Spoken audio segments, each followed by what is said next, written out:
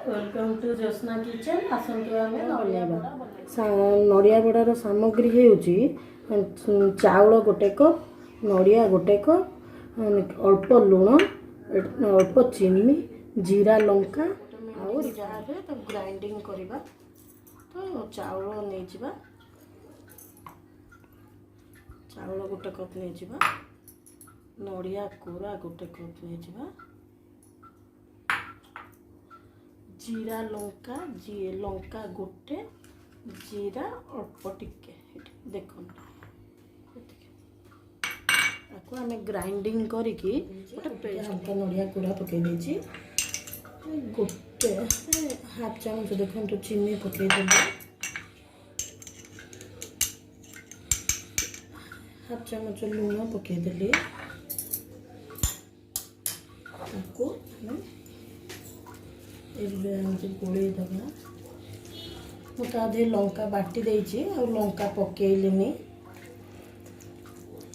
लंका बाटी देछि देखो पैनटा बसई देछि आम आधे छोट छोट गिरी नड़ियार परा पकेबा छोट छोट गिरी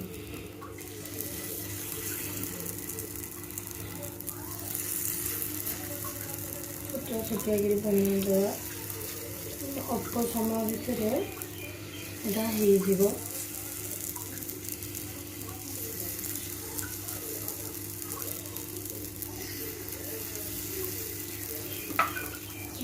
देखते बुले बुले पकईदेवा। तेल बुले बुले पकईदेवा।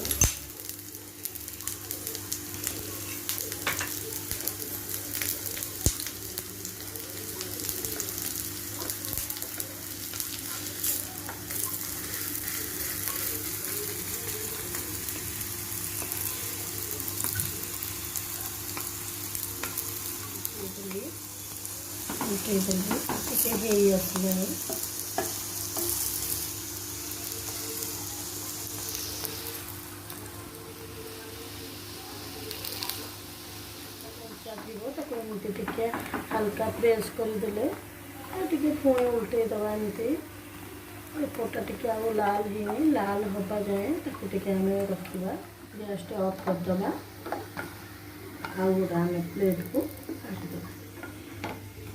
कम समय भितर होगला नड़िया चाउलर बड़ा, नड़िया चाउलर बड़ा केड़े सुंदर भी दिशुच। भिडियोटी जदि भल लगी लाइक सब्सक्राइब और शेयर करें।